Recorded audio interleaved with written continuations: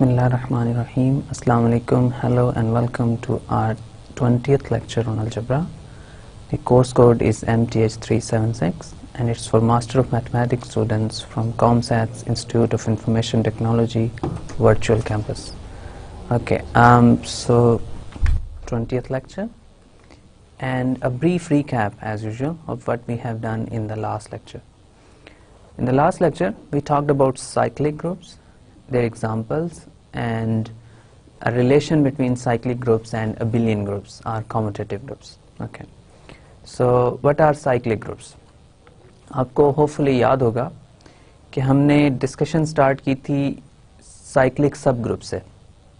हमने कहा था कि एक अगर आपके पास ग्रुप हो तो उसके अगर आप कोई भी एलिमेंट लें, आपके पास कोई सा ग्रुप G है, उसमें से कोई सा एक एलिमेंट लें, राइट? अगर आपके पास कोई सा ग्रुप G है, उसमें से आप कोई एक एलिमेंट ले लें, ठीक है? एक एलिमेंट A ले लिया आपने G में से. तो अब A एक एलिमेंट है ग्रुप का, उससे आप एक सेट जनरेट करें.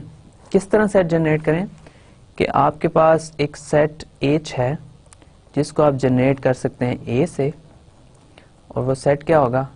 अगर आपके पास मल्टीप्लिकेशन का ऑपरेशन है तो A की आप पावर्स लें, बार बार उसको मल्टीप्लाई करें, तो A की सारी इंटीजर पावर्स जो हैं वो इस सेट में आएंगी. n कोई भी इंटीजर हो सकता है, पॉजिटिव, नेगेटिव, जीरो, ठीक है?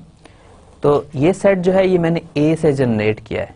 इसमें मैंने सिर्फ एलिमेंट A को यूज किया है और उसी के थ्रू मैंने ये सारा सेट प्रोड्यूस किया, तो ये सेट A से जनरेट हो रहा है. ओके, तो अब ये जो सेट H है, ये हमने कहा कि ये हमेशा ग्रुप G का सब ग्रुप होगा. सो H जो है इज ऑलवेज अ सब ग्रुप ऑफ G, ठीक है? तो H जो है वो ग्रुप G का हमेशा सब ग्रुप होगा, राइट? तो अब हमारे पास H अगर मल्टीप्लिकेशन का ऑपरेशन है तो आप इस तरह लिखेंगे. अगर आपके पास एडिशन का ऑपरेशन है तो फिर जाहिर है एलिमेंट्स को मल्टीप्लाई को तो नहीं कर सकते. अगर G के ऊपर बाइनरी ऑपरेशन एडिशन का है तो मैंने आपको बताया था कि सेट आपके पास जो A से जनरेट होगा वो आपके पास ये होगा n टाइम्स A. n जो है वो एक इंटीजर है, ठीक है? ये सेट के ऊपर मल्टीप्लिकेशन बाइनरी ऑपरेशन है, ठीक है, मल्टीप्लिकेशन के केस में, और ये इस केस में एडिशन बाइनरी ऑपरेशन है. ओके,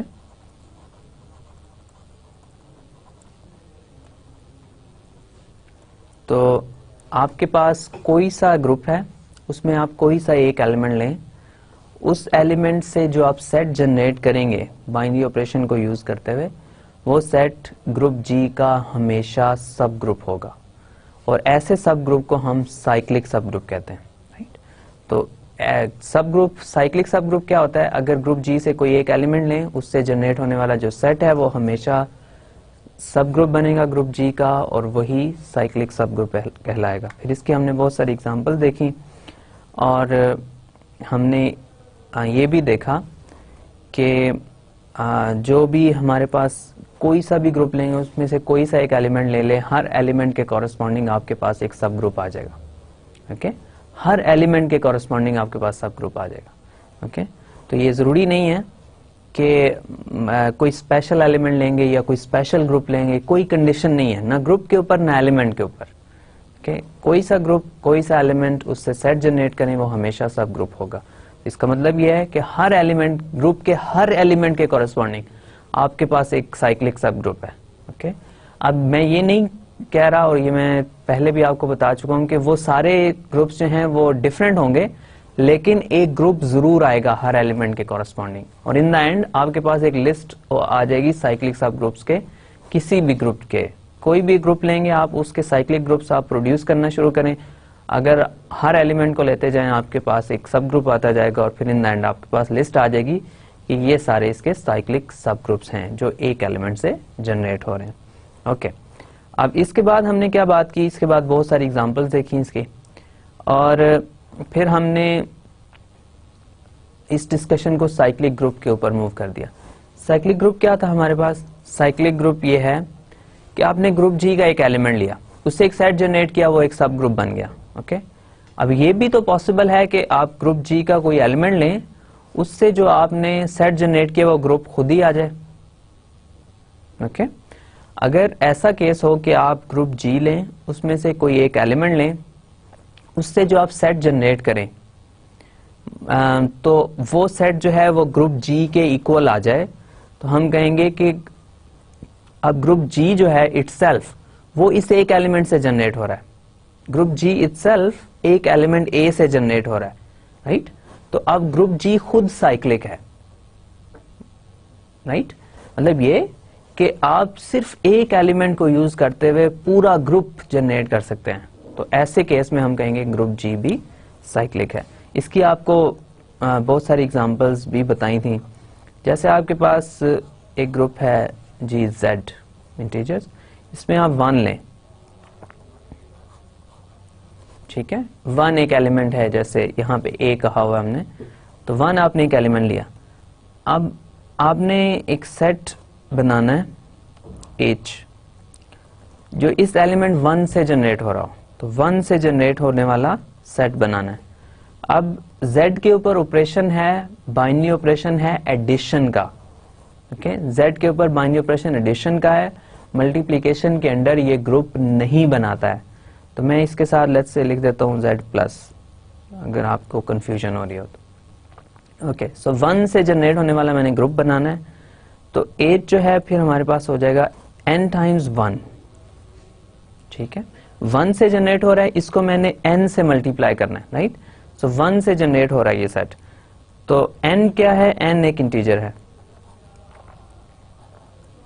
ठीक है। अब इस सेट में कौन से एलिमेंट्स आएंगे? n को मैंने 1 से मल्टीप्लाई करते जाना है, तो मेरे पास क्या आएगा? वही इंटीजर वापस आ जाएगा, n टाइम्स 1 इज n।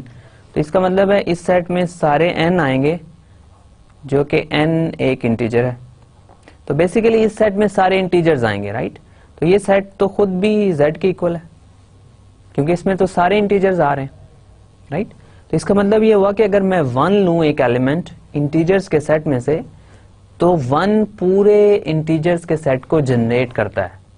मैं हर इंटीजर का हर एलिमेंट 1 के थ्रू मैं ले सकता हूं, उससे मैं बना सकता हूं।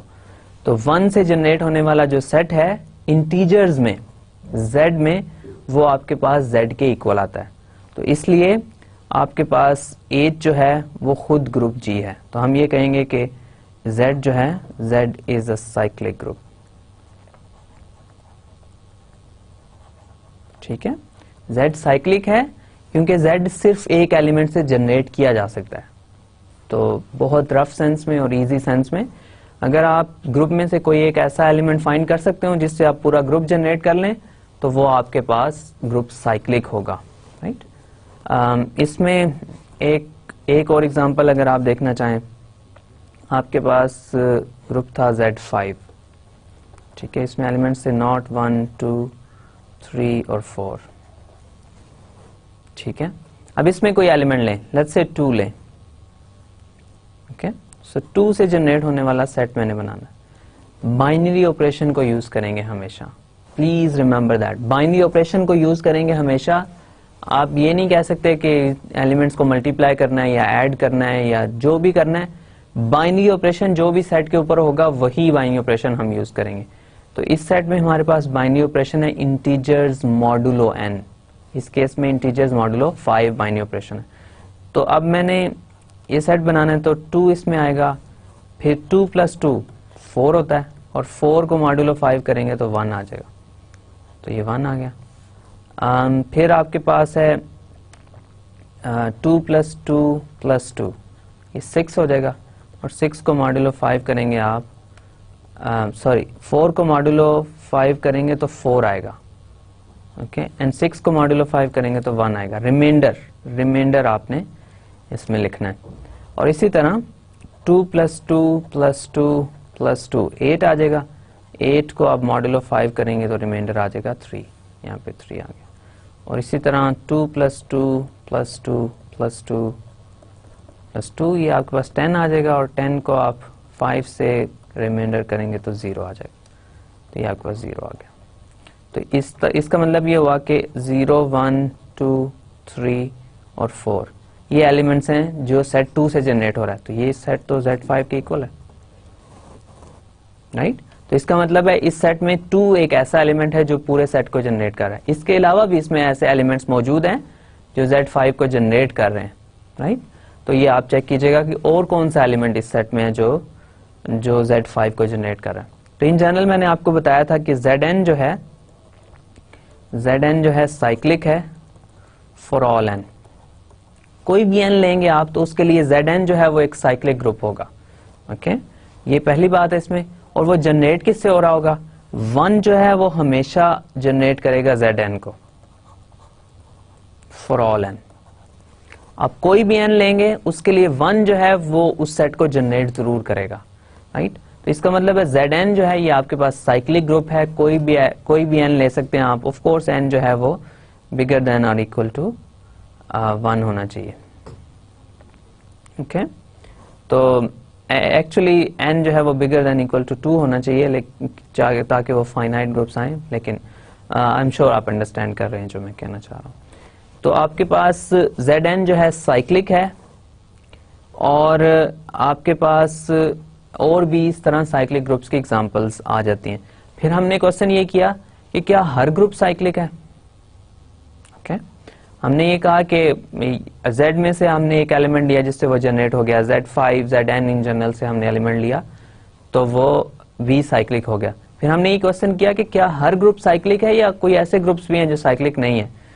तो अगर हर ग्रुप साइक्लिक होता तो फिर हमें साइक्लिक की नोटेशन को डिफाइन करने की जरूरत ही नहीं थी, हम ये जस्ट यही कह देते हैं कि ग्रुप्स होते ही साइक्लिक ग्रुप्स हैं। तो हर ग्रुप साइक्लिक ग्रुप नहीं होता है, राइट।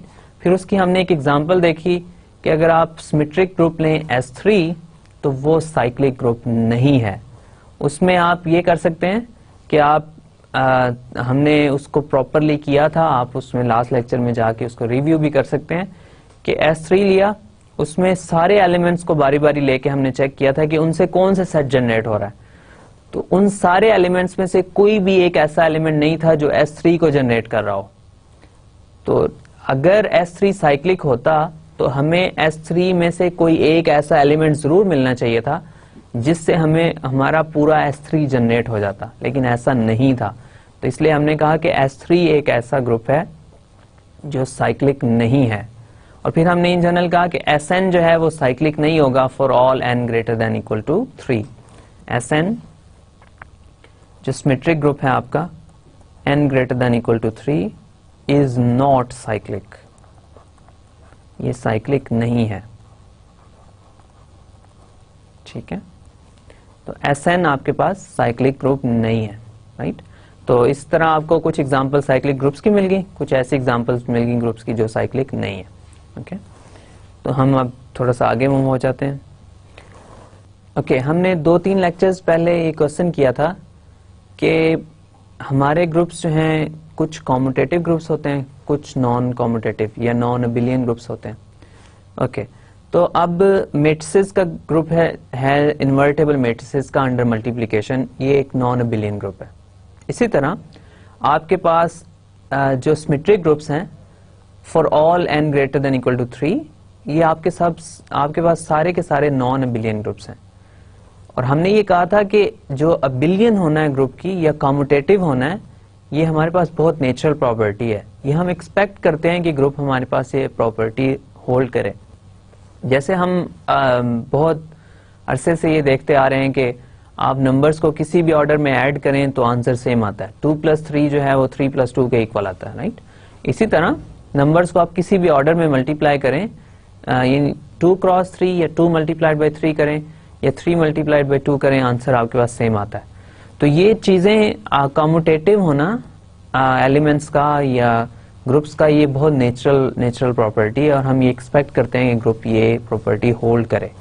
फिर हमने ये क्वेश्चन किया, चलें सारे ग्रुप्स तो अबिलियन नहीं है, कॉम्यूटेटिव नहीं है, तो फिर कौन से ग्रुप्स, कोई ऐसे ग्रुप्स हैं, कोई ऐसे क्लास ऑफ ग्रुप्स है जिसमें हमें ये पता चल जाए कि ये ग्रुप्स जो हैं ये डेफिनेटली कॉम्यूटेटिव होंगे, ओके। अब हमने ये डिफाइन किए नई class of groups, cyclic groups. और साइक्लिक ग्रुप्स हमने डिफाइन किया और उसके साथ साथ हमने डिफाइन किए अबिलियन ग्रुप्स। ओके, तो हम नेक्स्ट हमारे पास हमने ये डिफाइन किया था कि एक रिलेशन है साइक्लिक ग्रुप्स और अबिलियन ग्रुप्स के दरमियान, and abelian groups.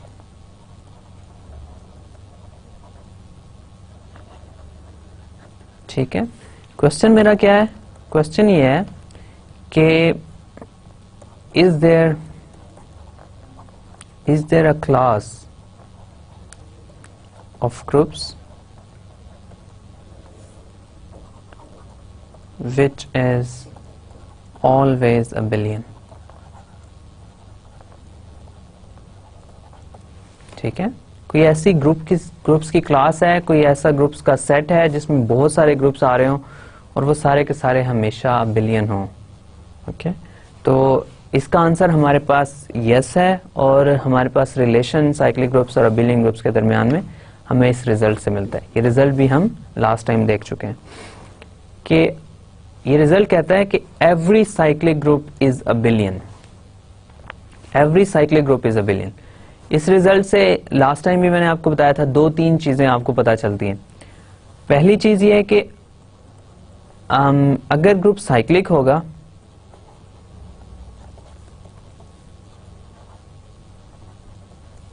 Then group is commutative, right.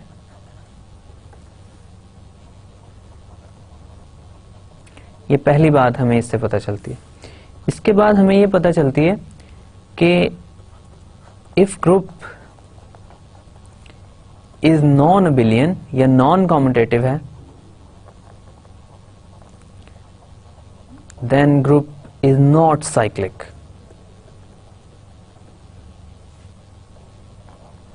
ठीक है, और इसके अलावा हमें इससे क्या बात पता चलती है? इसके अलावा हमें ये बात पता चलती है कि अगर ग्रुप, अब इसमें यह है कि if group is not cyclic then group may और मे नॉट बी अबिलियन। ठीक है, अब हम ये कह रहे हैं कि 3 चीजें हमने इससे रिड्यूस की हैं थ्योरम से कि हर साइक्लिक ग्रुप अबिलियन होता है। तो फर्स्ट थिंग तो जो क्लियर स्टेटमेंट है वो ये है कि जब भी आपके पास ग्रुप होगा वो साइक्लिक हो, जब भी आपके पास साइक्लिक ग्रुप होगा वो अबिलियन होगा, वो कम्यूटेटिव होगा। इसमें हमें और किसी चीज को चेक करने की जरूरत नहीं है। सेकेंड चीज जो हमें पता चल रही है कि अगर ग्रुप नॉन अबिलियन है तो वो साइक्लिक नहीं हो सकता, क्योंकि साइक्लिक ग्रुप्स होते ही अबिलियन है। तो जब भी आपके पास ग्रुप नॉन अबिलियन आ जाएगा तो हमारे पास ग्रुप्स हमेशा साइक्लिक ग्रुप से अबिलियन होते हैं, तो नॉन अबिलियन ग्रुप कभी भी साइक्लिक नहीं हो सकता, राइट। तीसरी चीज हमें ये यहां से जो पता नहीं चल रही, इफ यू लाइक, वो ये है कि अगर ग्रुप साइक्लिक नहीं है तो वो अबिलियन हो भी सकता है, और ये भी पॉसिबल है कि वो अबिलियन ना हो। ओके, अगर ग्रुप साइक्लिक नहीं है तो ये भी पॉसिबल है कि ग्रुप अबिलियन हो, और ये भी पॉसिबल है कि ग्रुप अबिलियन ना हो, राइट। तो अब इस रिजल्ट का हम प्रूफ देख लेते हैं ब्रीफली कि इसको प्रूव हम कैसे करेंगे। तो प्रूव ये है कि आप सपोज करें कि G एक साइक्लिक ग्रुप है, ये हमें गिवन है थ्योरम में। सपोज G इज साइक्लिक, ठीक है, ये हमें गिवन है और हमने ये प्रूव करना है G इज अबिलियन। ठीक है, अब G एक साइक्लिक ग्रुप है, राइट। तो साइक्लिक ग्रुप की क्या डेफिनेशन है कि आप ग्रुप में से एक ऐसा एलिमेंट फाइंड कर सकते हैं जिससे आप पूरा ग्रुप G जनरेट कर सकते हैं, right. So G is cyclic, this implies group में कोई एक ऐसा एलिमेंट है, ग्रुप G के अंदर कोई एक ऐसा एलिमेंट है जिससे आप पूरे का पूरा ग्रुप G जनरेट कर सकते हैं। ठीक है, G साइक्लिक है तो आप कोई एक ऐसा एलिमेंट G में से फाइंड कर सकते हैं जिससे आप पूरा का पूरा ग्रुप G जनरेट कर सकते हैं। इसका मतलब ये हुआ कि आपके पास एलिमेंट ए से आप पूरा ग्रुप जनरेट कर सकते हैं, क्योंकि जी साइक्लिक है, राइट। साइक्लिक ग्रुप की यही डेफिनेशन। तो इसका मतलब ये हुआ कि जी इसके इक्वल होगा a to the power n, n जो है वो एक इंटीजर है, ठीक है। इन जनरल हम हमेशा ग्रुप जी के ऊपर मल्टीप्लिकेशन का ऑपरेशन अज्यूम करते हैं। इसको आप एडिशन के ऑपरेशन से भी प्रूव कर सकते हैं, किसी भी और ऑपरेशन से ये ट्रू है, लेकिन हम इन जनरल मल्टीप्लिकेशन का ऑपरेशन लेते हैं, उस वही ग्रुप के ऊपर हम ऑपरेशन अज्यूम करते हैं। लेकिन इस सब का वर्जन जो है एडिशन के लिए और किसी भी और बाइनरी ऑपरेशन के लिए पॉसिबल है, इसमें कोई प्रॉब्लम नहीं होगी। ये स्टेटमेंट इन जनरल ट्रू है। ओके, तो आपके पास साइक्लिक ग्रुप था, उसको आप इस फॉर्म में लिख सकते हैं। अब हमने अबिलियन इसको प्रूव करना है। तो अबिलियन ग्रुप क्या होता है कि प्रूव करना है कि G इज अबिलियन, ठीक है, ये प्रूव करना है हमने। तो अब अबिलियन ग्रुप की क्या डेफिनेशन है कि अगर आप G1 G2 दो एलिमेंट्स लें ग्रुप G में, तो G1 times G2 G2 times G1 के इक्वल होगा, ठीक है। अगर G अबिलियन होगा तो उसमें से कोई से भी दो एलिमेंट्स आप लेंगे, उनको किसी भी ऑर्डर में मल्टीप्लाई करें, अगर मल्टीप्लिकेशन का ही ऑपरेशन है तो आपके पास दोनों साइड सेम आएंगी। ओके, तो अब ये हमने प्रूव करना है कि दो एलिमेंट्स लें आप इस सेट में से, G में से दो एलिमेंट्स लें कोई से, तो आपके पास उनको जब आप मल्टीप्लाई करें किसी भी ऑर्डर में तो रिजल्ट सेम आएगा। अब हमारे पास ग्रुप G जो है साइक्लिक ग्रुप है, इसका हर एलिमेंट A की फॉर्म में लिखा हुआ है, राइट। तो इसका मतलब है अगर मैं दो एलिमेंट्स लूं G1 और G2 अपने ग्रुप G में से, तो G1 जो है वो भी इसी फॉर्म का होगा, क्योंकि हर एलिमेंट A से जनरेट हो रहा है ना, राइट। A पूरे ग्रुप को जनरेट कर रहा है, तो इसका इस ग्रुप का कोई भी एलिमेंट जो है वो इसी फॉर्म का होगा। ओके, इसी तरह लेट्स से इसको मैं M कह देता हूं, ओके, और G2 में ले लेता हूं, उसमें मैं कह देता हूं a to the power Q let's say, और M और Q जो हैं वो इंटीजर्स हैं। फिर रिपीट कर देता हूं, G हमारे पास एक साइक्लिक ग्रुप है, ओके, G हमारे पास एक साइक्लिक ग्रुप है, उसमें से आप कोई से दो एलिमेंट्स लेंगे, वो चूंकि सारे का सारा ग्रुप जो है इस एक एलिमेंट A से जनरेट हो रहा है, इसका मतलब कोई से एलिमेंट्स लेंगे वो इसी A की फॉर्म में होंगे, A की पावर्स में ही होंगे वो एलिमेंट्स। तो ये हमने किया कि ये सारा ग्रुप G है हमारे पास, इसमें एलिमेंट्स हैं ही ऐसे a to the power n, n कोई इंटीजर हो सकता है, मतलब मैं सिर्फ इंटीजर को चेंज कर सकता हूँ, a तो मेरे पास फिक्स ही रहेगा। तो अब ये दो एलिमेंट्स लिए मैंने इस सेट के अंदर से, और ये दो एलिमेंट्स हैं इस फॉर्म में होंगे, हमेशा a की किसी पावर की फॉर्म में होंगे। अब इन दोनों को मैं आपस में मल्टीप्लाई करता हूं, तो G1 टाइम्स G2 जो है वो इक्वल है a to the power m times a to the power q, ठीक है। अब इन दोनों को आपस में मल्टीप्लाई करना है। मल्टीप्लाई कैसे होंगे, इनकी पावर्स को ऐड कर देना, ठीक है। ये आप मतलब ये बहुत एलिमेंट्री कॉन्सेप्ट है, लेकिन 2 to the power 3 times 2 to the power 5, तो अगर आपके पास बेस सेम हो तो आप एक्सपोनेंट्स को ऐड कर सकते हैं, राइट। बेस अगर सेम हो तो पावर्स को ऐड कर सकते हैं, 2 to the power 3 plus 5, okay. अब इन दोनों को आपस में मल्टीप्लाई किया तो a to the power m plus q आ गया। अब m और q जो हैं वो इंटीजर्स के एलिमेंट्स हैं, राइट। m और q इंटीजर्स हैं। इंटीजर जो है ये एक अबिलियन ग्रुप है, इंटीजर्स एक अबिलियन ग्रुप है, तो m प्लस q जो है q प्लस m के इक्वल है, राइट। इंटीजर्स जो है z इज अबिलियन, ठीक है। ये आपको हमने पहले बता चुका हूं मैं, ये बहुत वेल नोन फैक्ट है इंटीजर्स के बारे में कि इंटीजर्स को आप किसी में ऑर्डर में ऐड करें, 2 प्लस 3 3 प्लस 2 के इक्वल है, 5 प्लस 4 4 प्लस 5, कोई भी आप दो पेयर लेंगे उनको आप किसी भी ऑर्डर में ऐड करें तो आपके पास आंसर सेम आता है, ओके। अब z जो है वो अबिलियन ग्रुप है, ओके। तो इसका मतलब ये हुआ कि ये दो एलिमेंट्स जो मैंने लिए m और q Z में से लास्ट स्लाइड पे, तो उसके लिए फिर M प्लस Q जो है वो Q प्लस M के इक्वल होगा, राइट। Z अबिलियन है, किसी भी दो एलिमेंट्स के लिए ये आप एडिशन जो है ये किसी भी ऑर्डर में कर सकते हैं, तो फिर इन दो एलिमेंट्स के लिए भी ट्रू होगी, राइट। ओके, सो अब हमने क्या किया, G1 को G2 से मल्टीप्लाई किया था, हमारे पास ये आया था a to the power m, और इसको मल्टीप्लाई किया था a to the power q से, राइट, और ये आ गया था हमारे पास a to the power m plus q, right. अब फिर हमने ये यूज किया कि Z एक अबिलियन ग्रुप है, और अबिलियन ग्रुप के लिए m प्लस q आपके पास q प्लस m के इक्वल होगा, फाइन। तो अब इसी प्रॉपर्टी को मैं यहाँ पे यूज करता हूँ, तो ये आपके पास आ जाएगा a to the power q plus m, right. अब हमारे पास सिर्फ एक प्रॉपर्टी मैंने यहाँ पे यूज किया है, वो क्या है कि Z एक अबिलियन ग्रुप है, ओके फाइन। तो a to the power m plus q a to the power q plus m के इक्वल हो गया। अब इसको मैं, तो ये आ जाएगा हमारे पास a to the power q times a to the power m, ठीक है। अब a to the power q जो है वो हमारे पास आ जाएगा G2, और a to the power m आ जाएगा G1, ओके। सो हमारे पास हमने ये क्या प्रूव कर दिया, G1 टाइम्स G2 जो है वो G2 टाइम्स G1 के इक्वल है। ये ट्रू है किसके लिए, for all elements G1 G2 in G।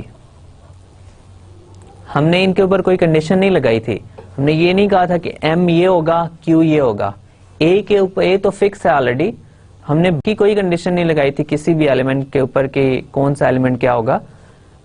हमारे पास कोई से दो एलिमेंट्स हमने लिए थे, M और Q कोई से दो इंटीजर्स हैं, तो हमने कोई से दो एलिमेंट्स लिए थे, उनके लिए हमने ये प्रूव कर दिया कि G1 टाइम्स G2 जो है वो G2 टाइम्स G1 के इक्वल है, राइट।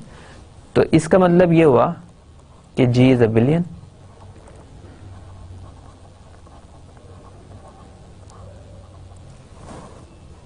ओके।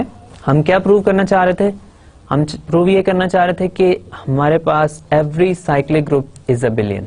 हमने एक ग्रुप लिया G, कोई सा ग्रुप था हमारे पास, उसके ऊपर कोई कंडीशन नहीं है, सिर्फ ये कंडीशन है कि वो साइक्लिक है। हमने एक साइक्लिक ग्रुप लिया और हमने ये प्रूव कर दिया कि वो साइक्लिक ग्रुप एक्चुअल में अबिलियन ग्रुप है, राइट।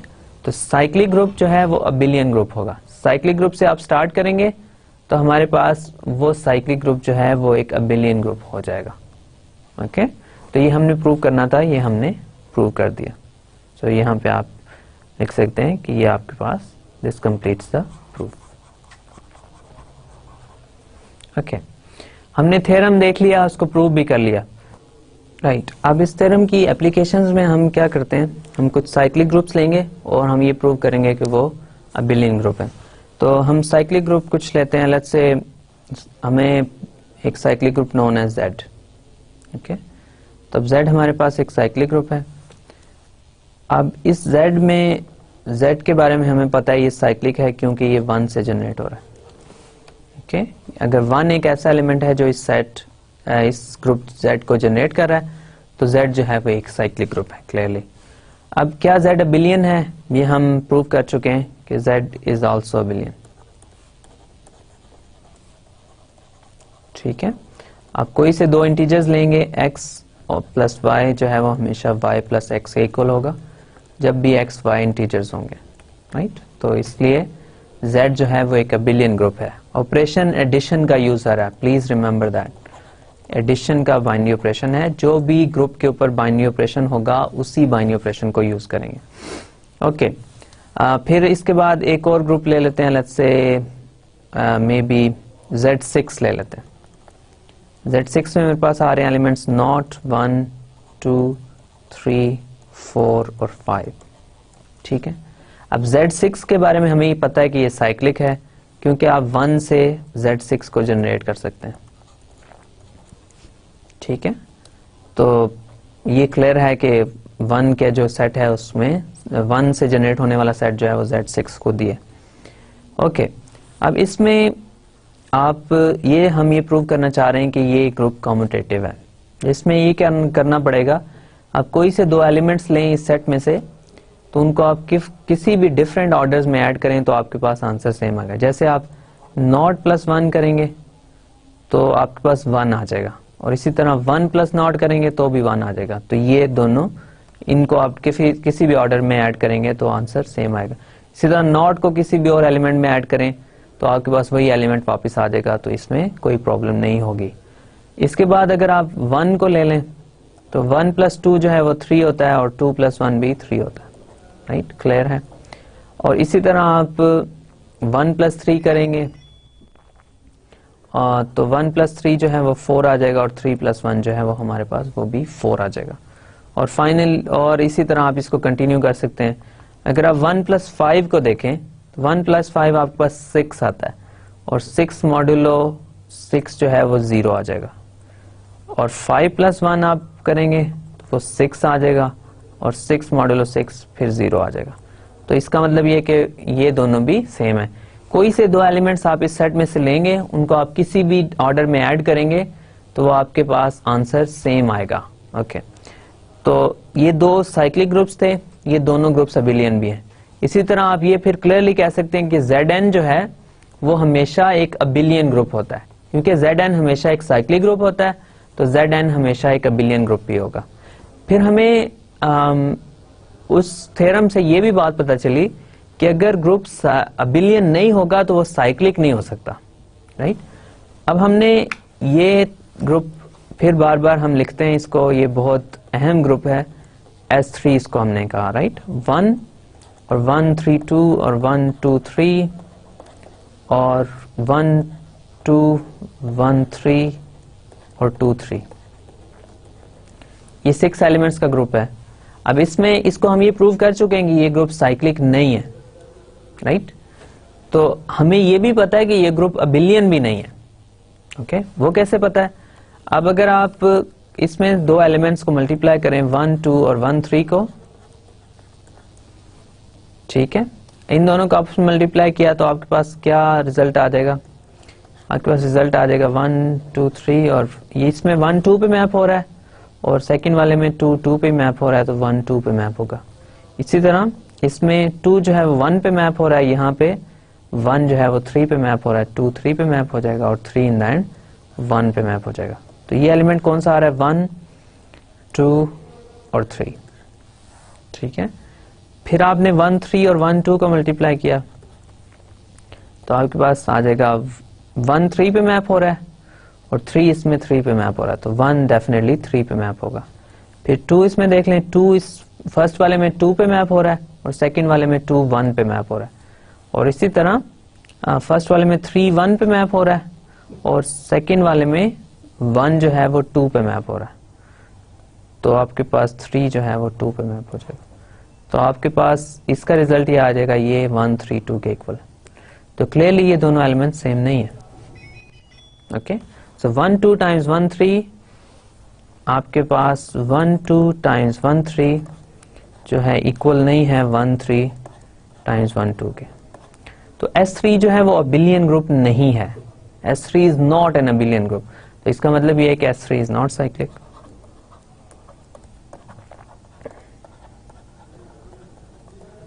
तो इसका मतलब ये है कि S3 is not cyclic. Okay, तो ये आपको एक एग्जांपल मिल गई कि अगर ग्रुप नॉन अबिलियन होगा तो वो कभी भी साइक्लिक नहीं हो सकता, लेकिन अगर ग्रुप साइक्लिक होगा वो हमेशा अबिलियन होगा। लेकिन अगर ग्रुप साइक्लिक नहीं है तो ये जरूरी नहीं है कि वो अबिलियन हो, और ये भी जरूरी नहीं है कि वो नॉन अबिलियन हो। जैसे ये आपके पास एक नॉन साइक्लिक ग्रुप है, ये नॉन अबिलियन है। आपके पास ऐसे नॉन साइक्लिक ग्रुप्स भी होंगे जो अबिलियन हो जाएंगे। राइट, तो हर साइक्लिक ग्रुप अबिलियन है, हर नॉन अबिलियन ग्रुप साइक्लिक नहीं है। लेकिन अगर ग्रुप नॉन साइक्लिक है फिर हम उसके बारे में श्योरिटी से नहीं कह सकते कि वो अबिलियन होगा या नॉन अबिलियन होगा। ओके, अब साइक्लिक ग्रुप्स खुद तो अबिलियन होते हैं। ओके, हमने ये देख लिया कि साइक्लिक ग्रुप्स खुद अबिलियन होते हैं। अब अगर हम साइक्लिक ग्रुप्स के सब ग्रुप्स की बात करें, राइट, सो साइक्लिक ग्रुप इटसेल्फ भी एक ग्रुप है, तो हर ग्रुप के सब ग्रुप्स की हम बात कर सकते हैं। ओके तो इसकी सेंस बनती है कि हम साइक्लिक ग्रुप के सब ग्रुप्स की भी बात करें. Okay so cyclic group is another group, it's just another group. So for cyclic groups we can also talk about their subgroups, right? So it's not an unusual thing to talk about. तो अगर हमारे पास एक group खुद cyclic होगा तो क्या उसके सब ग्रुप साइक्लिक होंगे? ये क्वेश्चन है. क्वेश्चन ये है कि अगर ग्रुप खुद साइक्लिक है तो क्या उसके सब ग्रुप्स भी साइक्लिक होंगे? तो लकीली इस क्वेश्चन का आंसर यस है. इस क्वेश्चन का आंसर हमें मिलता है इस रिजल्ट से. ये अगर आपके पास कोई भी ग्रुप होगा जो साइक्लिक होगा तो उसके सब ग्रुप्स भी साइक्लिक होंगे. ओके कोई साइक्लिक ग्रुप लें आप, उसका कोई सा भी सब ग्रुप लें तो वो सब ग्रुप हमेशा साइक्लिक होगा. तो subgroups of a cyclic group are cyclic. ठीक है तो ये आपके पास एक वेल नोन रिजल्ट है. अब इस रिजल्ट का प्रूफ जो है वो हम ओमिट करते हैं, इज ओमिटेड, लेकिन इसका प्रूफ आपको आपके लेक्चर नोट्स में प्रोवाइड किया जाएगा.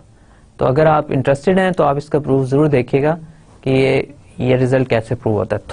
थोड़ा सा लॉन्ग प्रूव है और कोई बहुत ज्यादा ट्रिकी नहीं है, स्ट्रेट फॉरवर्ड है, लेकिन इम्पॉर्टेंट प्रूफ भी है. लेकिन हम इस कोर्स की रिक्वायरमेंट में इसको इंक्लूड नहीं करेंगे, लेकिन आपको इसका प्रूफ मैं प्रोवाइड कर दूंगा तो आप उसको देखिएगा जरूर कि वो ये प्रूफ कैसे हो रहा है. लेकिन हम इसकी कुछ एप्लीकेशंस देखते हैं.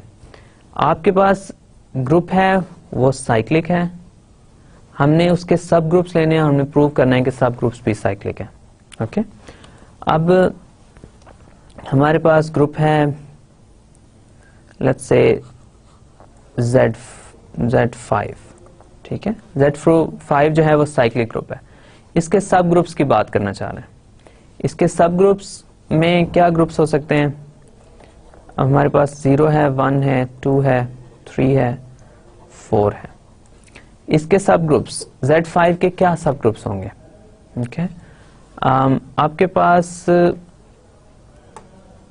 जो हम इसका सब ग्रुप बनाएंगे उसके अंदर कुछ प्रॉपर्टीज तो होनी चाहिए. आपको पता है कि इसका सबसेट होना चाहिए, फिर उस सबसेट को खुद भी एक ग्रुप बनाना चाहिए.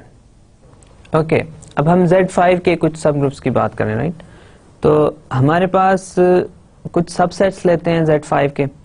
लेट्स से एक तो ट्रिवियल इसका सबसेट है, राइट? ये 0 है, इसको मैं लेट्स से H ले लेता हूँ, और एक Z5 खुद है. ये दो सब ग्रुप्स हैं. अब क्वेश्चन ये है कि क्या इसके अलावा Z5 के कोई सब ग्रुप्स हैं? तो मेरा क्लेम ये है कि Z5 के non trivial subgroups exist नहीं करते, राइट? सो क्लेम ये है कि there are no non trivial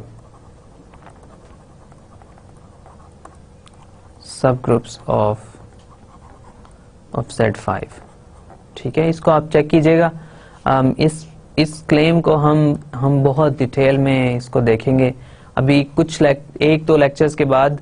हम एक्चुअली जितने भी हमारे पास ग्रुप्स हैं अगर वो फाइनाइट होंगे तो हम उनके सब ग्रुप्स फाइंड करेंगे इंशाल्लाह. तो हमारे पास कोई ग्रुप होगा, उसके नंबर ऑफ एलिमेंट्स फाइनाइट होंगे, तो हम ये फाइंड करना चाहेंगे कि उसके कितने सब ग्रुप्स होंगे, किस ऑर्डर का क्या सब ग्रुप्स होगा. इस सब डिटेल में हम इंशाल्लाह कुछ एक दो लेक्चर्स में जाएंगे, राइट? उसके लिए हमें कुछ मजीद कॉन्सेप्ट्स की जरूरत है. वो कॉन्सेप्ट्स जैसे ही हमें मिलेंगे तो हम ये इन चीजों की तरफ फिर आएंगे. अब हमारे पास Z5 है, उसके कोई नॉन ट्रिवियल सब ग्रुप्स तो नहीं है, लेकिन ये 0 जो है ये खुद 0 से जनरेट हो रहा है.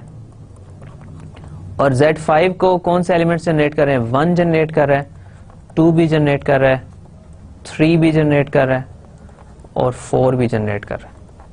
तो Z5 को ये सारे एलिमेंट्स जनरेट कर रहे हैं, इन सब को Z5 के को. इसमें 1 आप देख चुके हैं, हम पहले भी शायद 2 भी देख चुके हैं. 3 अगर आप चेक करना चाहें 3 से जनरेट होने वाला कौन सा सेट है तो 3 इसमें आएगा, और 3 + 3 6 है तो 6 1 होता है. फिर 9 आएगा तो 9 आपके पास 4 हो जाएगा. 12 आएगा तो आपके पास 12 2 हो जाएगा, और 15 आएगा तो वो 0 हो जाएगा. तो 3 से जनरेट होने वाला जो सेट है वो ये है, और ये क्लियरली Z5 के इक्वल है. अब इसके दो ही सब ग्रुप्स हैं, दोनों साइक्लिक हैं, एक 0 से जनरेट हो रहा है और दूसरा तो एक्चुअल में 4 एलिमेंट से जनरेट हो रहा है। किसी भी एक एलिमेंट को ले लें बाकी चारों में से, वो आपको Z5 से उससे जनरेट हो जाएगा। तो इसका मतलब ये हुआ कि इसके दोनों साइक्लिक ग्रुप था, इसके दो ही सब ग्रुप हैं और दोनों खुद भी साइक्लिक हैं। अब इसमें एक अगर नॉन ट्रिवियल थोड़ी सी एग्जांपल लेके देखें, Z4 की बात करते हैं। Z4 में आपके पास एलिमेंट्स हैं 0, 1 और 2 और 3, ठीक है। एक मैं इसमें सब ग्रुप लेता हूं, लेट्स से H, वो है not 2, ठीक है।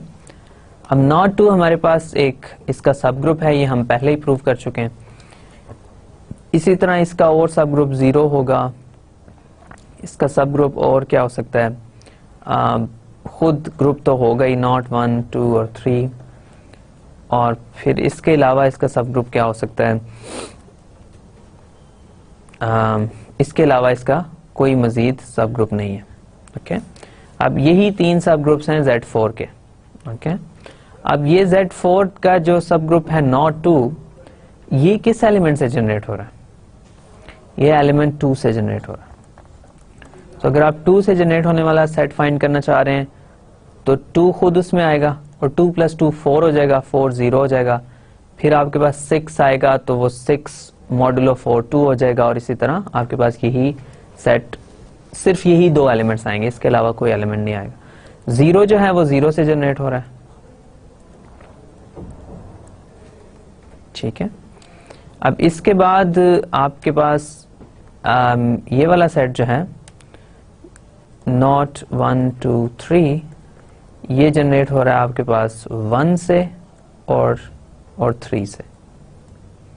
1 और 3 दोनों इस सेट को जनरेट कर रहे हैं, ओके। तो आपके पास इसके ये तीनों जो सब ग्रुप्स हैं ये जनरेट हो रहे हैं, ये सब ग्रुप्स जनरेट हो रहे हैं किस सब ग्रुप से, ये इसके तीनों सब ग्रुप्स जो हैं ये एक एलिमेंट से जनरेट हो सकते हैं। तो इसका मतलब ये हुआ कि इस साइक्लिक ग्रुप के तीनों सब ग्रुप्स जो हैं वो भी साइक्लिक हैं। तो Z4 जो है साइक्लिक है and its subgroups are also cyclic, okay. अब ग्रुप खुद साइक्लिक होगा तो उसके सारे सब ग्रुप साइक्लिक होंगे, लेकिन अब ये क्वेश्चन ये है कि अगर ग्रुप खुद साइक्लिक नहीं होगा तो क्या उसके सब ग्रुप साइक्लिक हो सकते हैं? तो इस क्वेश्चन का आंसर ऑफ कोर्स यस है, राइट। आप कोई भी ग्रुप लेंगे उसका साइक्लिक होना जरूरी नहीं है। कोई भी ग्रुप लेंगे आप उसमें से कोई सा एक एलिमेंट ले लें, उससे जो भी सेट जनरेट होगा वो सब ग्रुप बनेगा, और क्योंकि वो एक ही एलिमेंट से जनरेट हो रहा है तो हमेशा साइक्लिक होगा। तो ये पॉसिबल है कि जो ग्रुप खुद नॉन साइक्लिक है उसके सब ग्रुप साइक्लिक हों।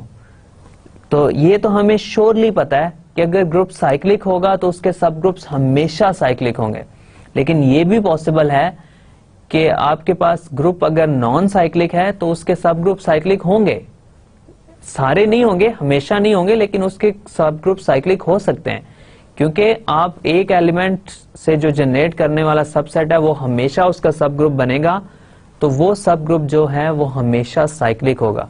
तो ये पॉसिबल है, डेफिनेटली पॉसिबल है कि अगर ग्रुप खुद साइक्लिक ना हो तो उसके सब ग्रुप स्टिल साइक्लिक हों, ओके। तो अब हमें 2 मेन रिजल्ट अभी तक हमने देखे हैं, एक को विद प्रूफ और एक को विदाउट प्रूफ।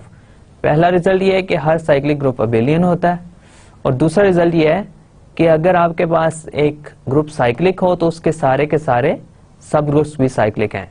और इसी रिजल्ट से मैंने आपको अभी एक रिजल्ट बता दिया कि अगर ग्रुप साइक्लिक नहीं है तो उसके सब ग्रुप स्टिल साइक्लिक हो सकते हैं, ओके। अभी हमने एग्जांपल देखी थी S3 की। S3 में हमने हर एलिमेंट लिया, उससे हमने ग्रुप जनरेट किया, राइट। उसमें से हमने जितने भी एलिमेंट लिए उसके कॉरेस्पॉन्डिंग हमें एक साइक्लिक ग्रुप मिल गया, राइट।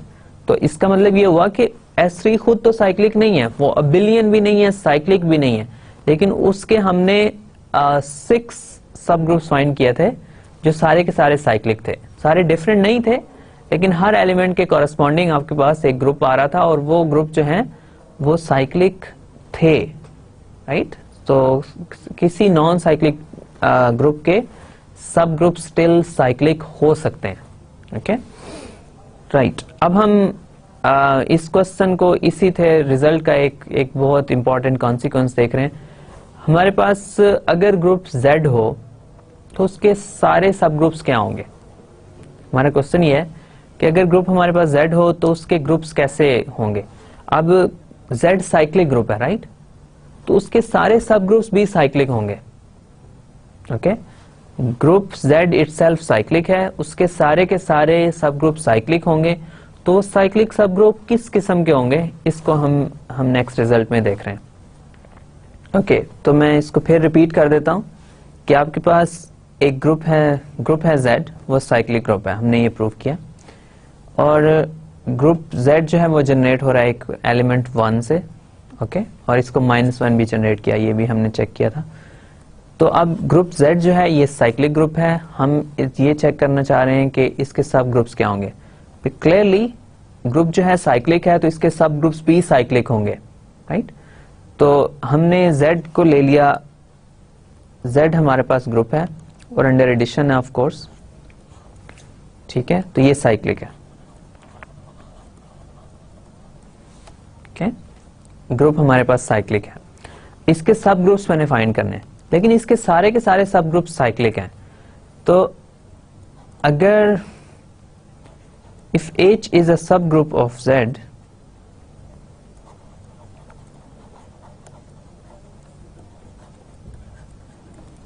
अगर Z का ये सब ग्रुप है तो ये साइक्लिक होगा, राइट। तो इसका मतलब ये है कि ये किसी एलिमेंट से जनरेट हो रहा होगा, लेट्स से एलिमेंट A से जनरेट हो रहा होगा। वो एलिमेंट के A क्या है, N जो है वो एक इंटीजर है, और एलिमेंट A क्या है, A भी तो इंटीजर्स के सेट में से आ रहा है ना, तो A भी एक इंटीजर है। अगर H जो है वो सब ग्रुप होगा Z का, Z साइक्लिक ग्रुप है, तो उसका हर सब ग्रुप भी साइक्लिक होगा, तो वो भी किसी एक एलिमेंट से जनरेट हो रहा होगा Z में से। अब हम ये कर रहे हैं कि N को A से मल्टीप्लाई कर रहे हैं, N भी इंटीजर है और A भी इंटीजर है, ठीक है, दो इंटीजर्स को आपस में मल्टीप्लाई कर रहे हैं, तो रिजल्ट क्या आएगा, रिजल्ट भी एक इंटीजर आएगा। तो इसका मतलब ये हुआ कि n टाइम्स A भी एक इंटीजर होगा, ओके।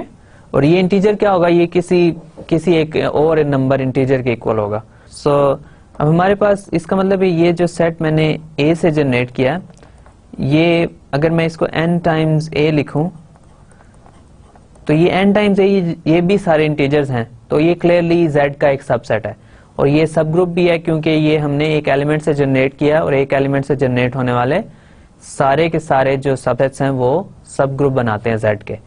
तो अब Z साइक्लिक था, उसका मैंने कोई सा एक सब ग्रुप लिया, क्योंकि वो साइक्लिक है तो वो इसी फॉर्म का होगा, राइट, वो इसी फॉर्म का होगा। इसका मतलब ये हुआ कि जितने भी आप सब ग्रुप्स लेंगे Z के, जितने भी आप सब ग्रुप्स लेंगे Z के, वो आपके पास किसी एक इंटीजर से जनरेट हो रहे होंगे, राइट, किसी भी एक इंटीजर से जनरेट हो रहे होंगे।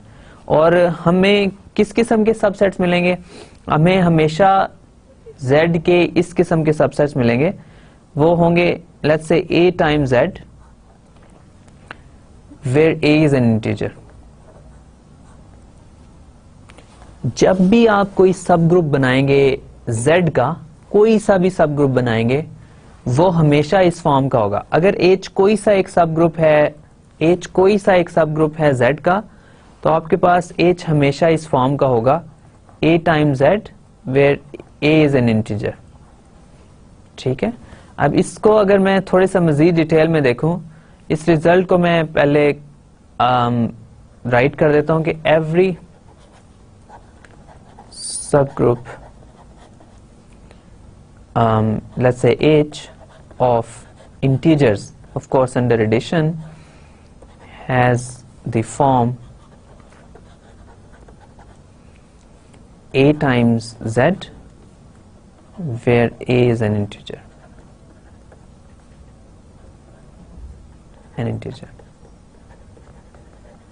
ठीक है, अब आपके पास z आपके पास ग्रुप है, इसके कुछ सब ग्रुप्स बनाना चाह रहे हैं।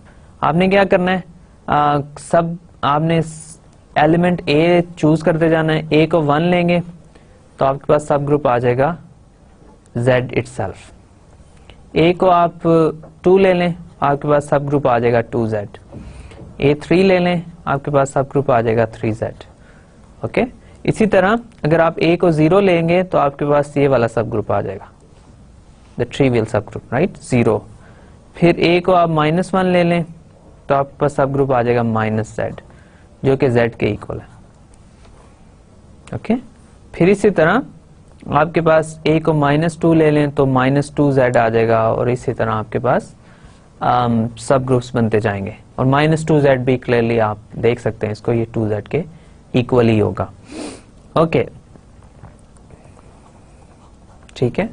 अब इसमें आप फिर क्लियरली ये देख सकते हैं कि अगर आपने इसको, इसके ऊपर थोड़ी सी आप मजीद रिस्ट्रिक्शन लगा सकते हैं कि a times z, a is a non negative integer.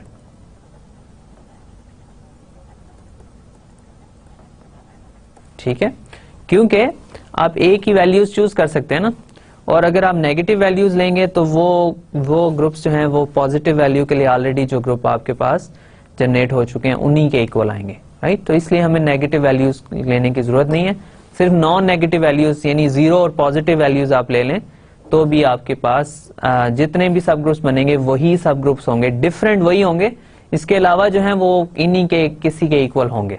Okay, तो इसका मतलब ये हुआ कि ये जो स्टेटमेंट है इससे हमें इंटीजर्स के सारे सब ग्रुप्स मिल रहे हैं। इस वन स्टेटमेंट में मैंने इंटीजर्स के सारे सब ग्रुप लिख दिए हैं, इसके अलावा इंटीजर्स का कोई सब ग्रुप नहीं हो सकता है, क्योंकि z साइक्लिक है, उसका हर सब ग्रुप साइक्लिक होगा, और जब भी z का आप एक साइक्लिक सब ग्रुप बनाएंगे वो इसी फॉर्म का बनेगा, इसके अलावा किसी और फॉर्म का नहीं बन सकता है, राइट। तो इसका क्लियरली मतलब हुआ कि ये स्टेटमेंट जो है हमें z के सारे सब ग्रुप्स दे रही है। अब यहाँ पे जब मैंने कहा एन इंटीजर तो इसकी जगह आप क्लियरली कर सकते हैं कि नॉन नेगेटिव इंटीजर। ठीक है, तो इसका मतलब ये हुआ कि जब भी आपसे पूछा जाए कि z के कुछ सब ग्रुप्स लिखें तो आप इस तरह के सब ग्रुप्स लिख सकते हैं। z सब ग्रुप होगा 2z, 3z, 4z, 7, 10, 15, 100z, जो भी आप लें वैल्यू वो हमेशा इसका सब ग्रुप बनेगा और वो साइक्लिक सब ग्रुप होगा, और इनके अलावा कोई सब ग्रुप नहीं होंगे, राइट। तो ये आपके पास एक बहुत वेल नोन और इम्पोर्टेंट रिजल्ट है। ओके, अब इसमें एक छोटा सा कॉन्सेप्ट मैं और डिफाइन करके फिर आज की डिस्कशन को क्लोज करता हूं। हमारे पास अभी हम ग्रुप ले रहे थे, उसमें एलिमेंट्स ले रहे थे। ओके, उस एलिमेंट से हम जो सेट जनरेट कर रहे थे उस सेट को हम कह रहे थे कि ये हमेशा सब ग्रुप बनेगा। हमने कभी ये बात नहीं की कि उस सब ग्रुप में एलिमेंट्स कितने आएंगे। ओके, हमने ग्रुप लिया, उसमें से एक एलिमेंट लिया और उस एलिमेंट से सेट जनरेट किया, हमने कहा ये सब ग्रुप है। लेकिन कभी ये नहीं हमने अभी तक बताया कि उस सेट में से जो उस एलिमेंट से जनरेट हो रहा है उसमें एलिमेंट्स कितने आएंगे। हम ये चाहते हैं कि हम ये डिफाइन कर सकें, हम ये बता सकें कि जो एलिमेंट ले रहे हैं उसके कॉरेस्पॉन्डिंग जो भी सेट बनेगा उसमें एलिमेंट्स कितने आएंगे। तो इस कॉन्सेप्ट को हमें डिफाइन करने के लिए हमें इस डेफिनेशन की जरूरत है।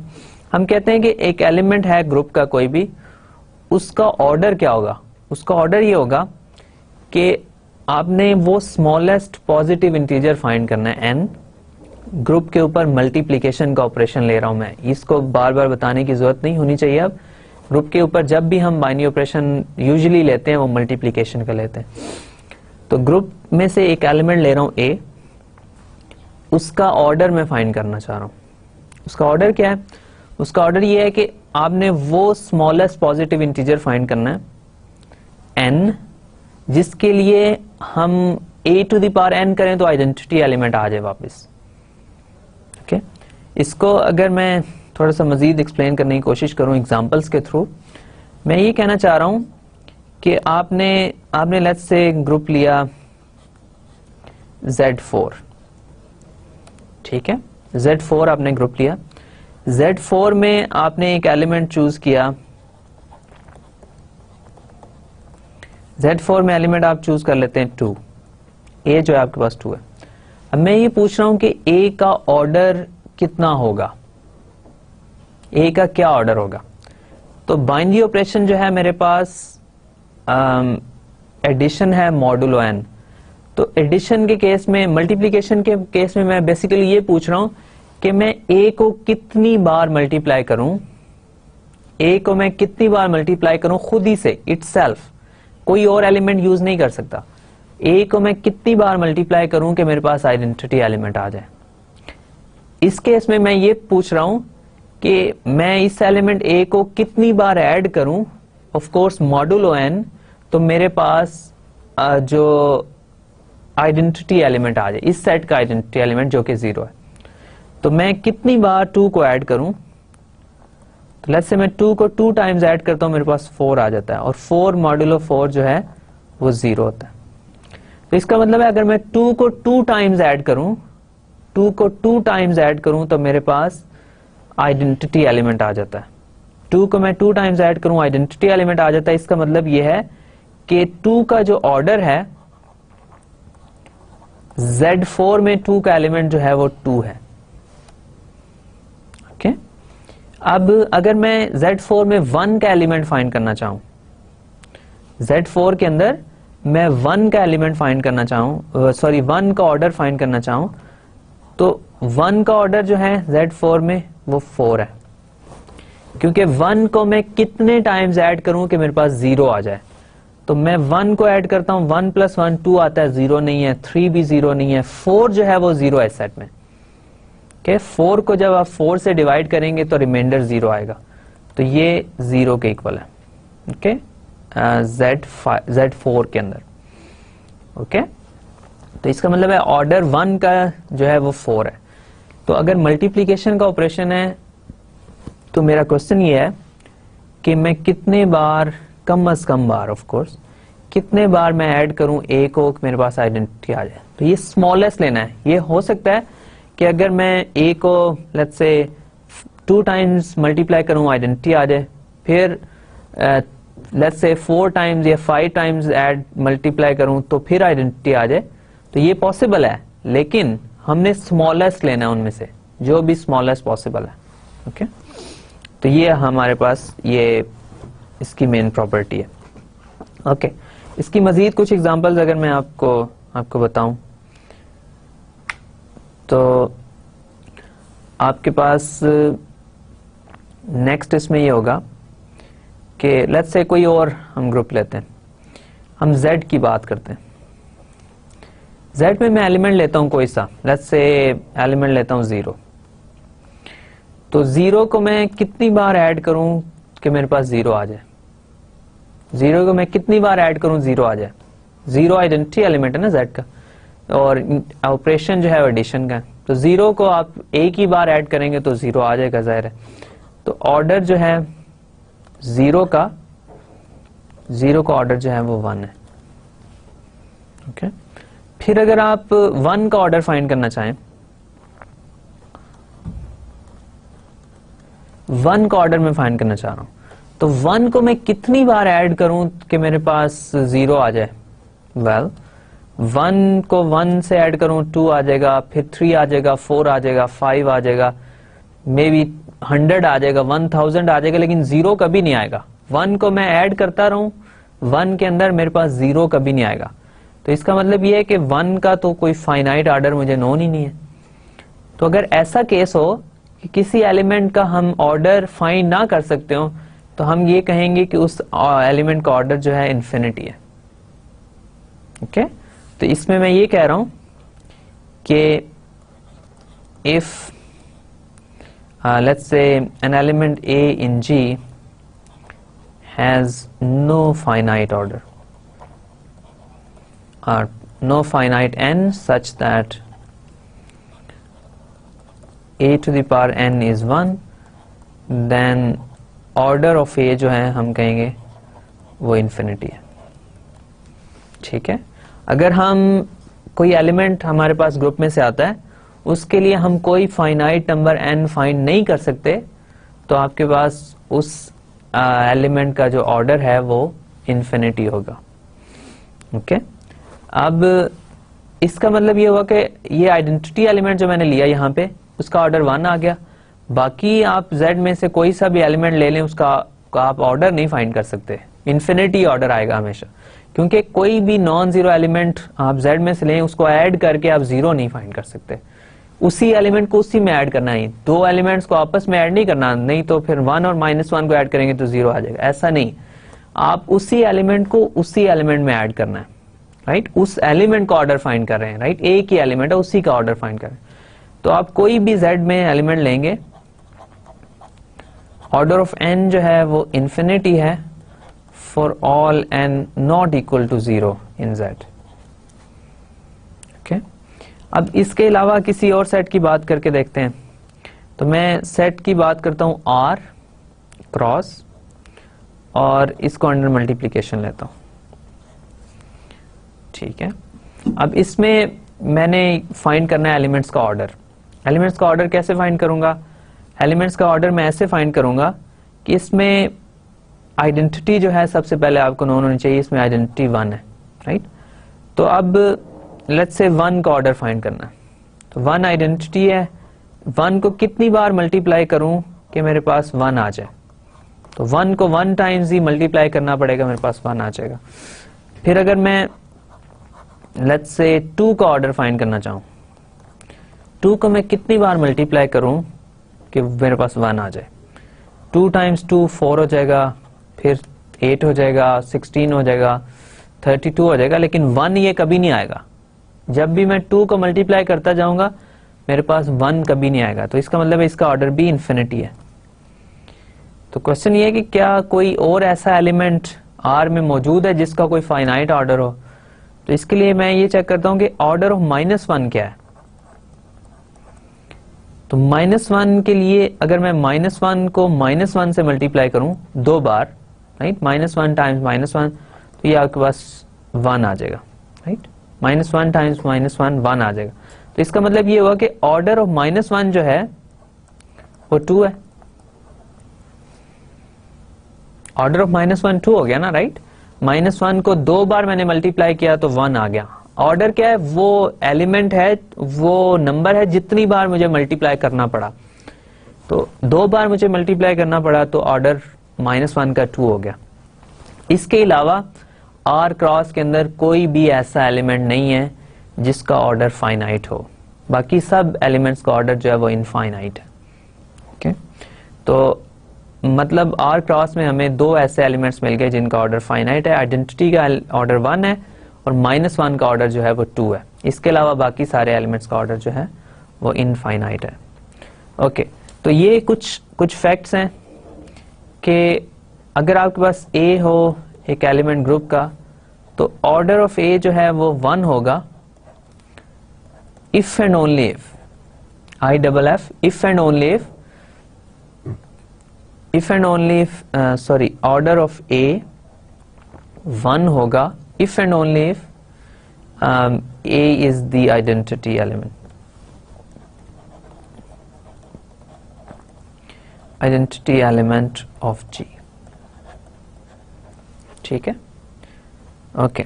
सो ऑर्डर ऑफ A, अगर आप कोई एलिमेंट लेंगे उसका ऑर्डर 1 होगा अगर A आइडेंटिटी एलिमेंट होगा, अगर आइडेंटिटी नहीं होगा तो उसका ऑर्डर कभी 1 नहीं होगा। ओके, तो किसी भी ग्रुप में सिर्फ एक ही ऐसा एलिमेंट होगा जिसका ऑर्डर 1 होगा। तो इसका ये भी मतलब हुआ कि हर ग्रुप के अंदर आइडेंटिटी एलिमेंट तो होता ही है, तो हर ग्रुप के अंदर कम से कम एक एलिमेंट जरूर होगा जिसका ऑर्डर फाइनाइट होगा। ओके, हर ग्रुप के अंदर एक एलिमेंट जरूर ऐसा होगा जिसका ऑर्डर फाइनाइट होगा। ओके, अब इसके अलावा हम इसमें मजीद कुछ कॉन्सेप्ट्स की बात कर सकते हैं, लेकिन अभी हमारा लेक्चर का टाइम चूंकि काफी क्लोज हो रहा है, तो हम इस डिस्कशन को इंशाल्लाह अब नेक्स्ट लेक्चर में भी कंटिन्यू करेंगे। क्वेश्चन मैंने अभी तक अपना आंसर नहीं किया। क्वेश्चन मेरा ये था कि अगर आपके पास एक ग्रुप है, उसमें मैंने एक एलिमेंट लिया, उससे जो मैंने सेट जनरेट किया वो सब ग्रुप बन गया। लेकिन मैं ये जानना चाह रहा हूं कि उस सब सेट के अंदर एलिमेंट्स कितने आएंगे। ओके, कोई एलिमेंट ले लूं मैं किसी ग्रुप से, उससे जो सेट जनरेट हो रहा है उस सेट के अंदर कितने एलिमेंट्स आएंगे, ये मेरा क्वेश्चन है। और इस क्वेश्चन को हम इंशाल्लाह नेक्स्ट लेक्चर में आंसर करेंगे। अभी मैं आपके लिए इस लेक्चर को थोड़ा समराइज कर देता हूं और फिर हम इंशाल्लाह ये डिस्कशन क्लोज करते हैं। राइट, तो आज के लेक्चर में हमने क्या किया, हमने साइक्लिक ग्रुप की डिस्कशन को रिवाइज किया पहले कि हमारे पास साइक्लिक ग्रुप क्या होता है।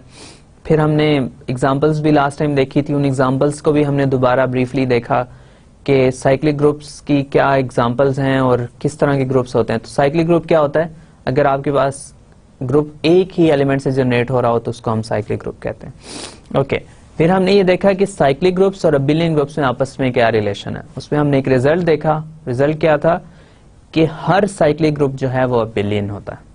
ओके, फिर हमने इस रिजल्ट को प्रूव किया।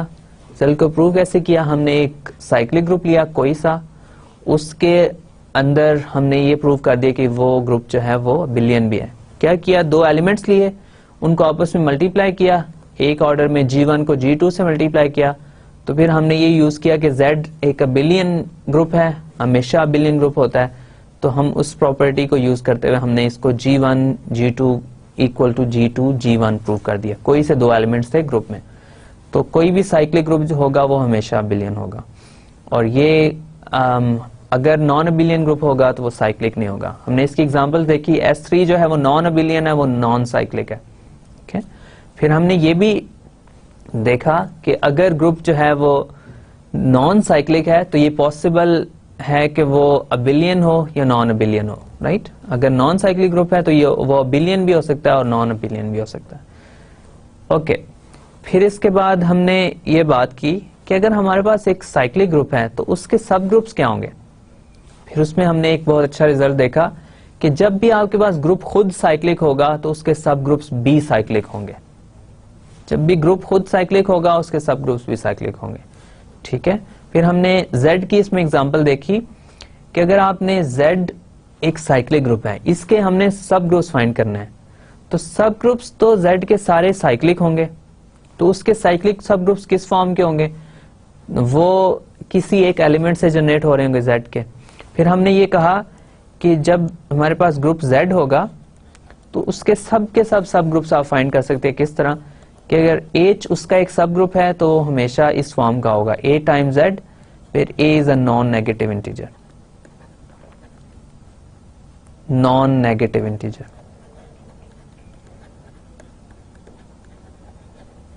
ठीक है, तो H अगर एक सब ग्रुप है Z का तो वो हमेशा इसी फॉर्म का होगा।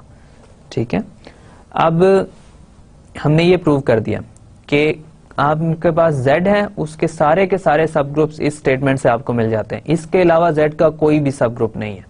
Okay, fine. फिर हमने ये क्वेश्चन किया कि आपके पास ग्रुप में से एक एलिमेंट लिया, उससे जो सेट जनरेट होगा वो सब ग्रुप बन जाएगा। ओके, अब वो सब ग्रुप तो बन गया, लेकिन हमें ये नहीं पता कि उस सब ग्रुप में कितने एलिमेंट्स आएंगे। उस क्वेश्चन को आंसर करने के लिए हमने एक डेफिनेशन दी कि एलिमेंट का ऑर्डर क्या होता है किसी ग्रुप में।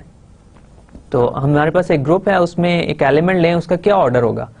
तो मल्टीप्लिकेशन का ऑपरेशन है, तो इसमें वेरी रफ टर्म्स में मैं ऑर्डर इस तरह डिफाइन करता हूं कि अगर मेरे पास आइडेंटिटी 1 है तो मैं एक एलिमेंट A को कितनी बार मल्टीप्लाई करूं कि मेरे पास 1 आ जाए। ओके, अगर ऑपरेशन एडिशन का है और आइडेंटिटी ऑफ कोर्स 0 है तो मैं कितनी बार एलिमेंट को ऐड करूं, उसी एलिमेंट को कितनी बार ऐड करूं कि मेरे पास 0 आ जाए। तो वो जितनी बार मैं ऐड करूंगा वो मेरा ऑर्डर है एलिमेंट का। ओके, तो इस ऑर्डर की डेफिनेशन को हम इसकी कुछ एग्जांपल्स देखी, इसको हम इंशाल्लाह नेक्स्ट लेक्चर में भी कंटिन्यू करेंगे। So thank you very much for your time, और इंशाल्लाह हम फिर नेक्स्ट लेक्चर में मिलेंगे। So thanks a lot for your attention.